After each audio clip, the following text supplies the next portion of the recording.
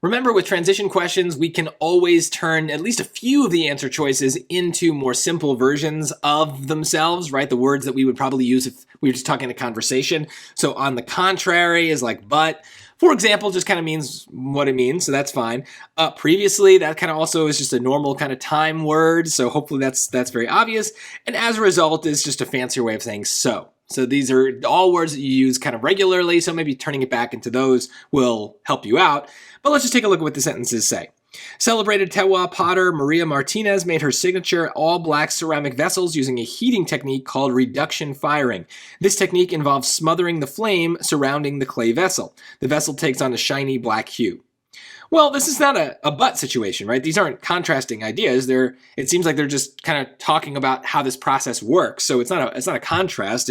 They're I don't know, giving it a flame and then it changes color. Those are not contrasting ideas.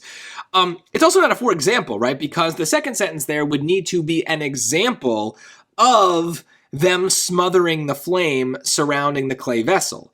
But it's not. It's kind of what happens after they smother the clay with the flame surrounding the clay vessel. So that doesn't make any sense. Now, previously is very tempting. Because like I said, it sounds like we're talking about a set of, a sequence of events. But it wouldn't make sense to say previously because that's the thing that happens last, right? This technique involves smothering the flame surrounding the clay vessel. Then the vessel takes on a shiny black hue.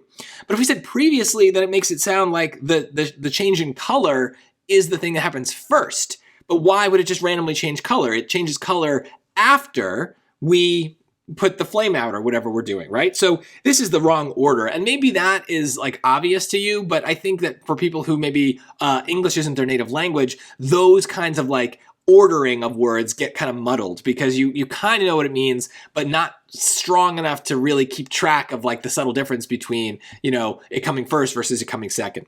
So that leaves us with D, and that makes more sense because this is a cause and effect word, right? And that's exactly what we have here. We have a cause, they're smothering the flame, so the vessel takes on this new color, right? That's the key, is because they've smothered this flame, then we have this kind of changing of color. So it does make sense, and maybe that would have been just as obvious if we hadn't turned it into the word so, but I do feel like as a result is a very kind of more formal phrase that we just don't use in conversation. So if you have trouble with that, then bring it back to something more normal, and hopefully then the answer just sounds right.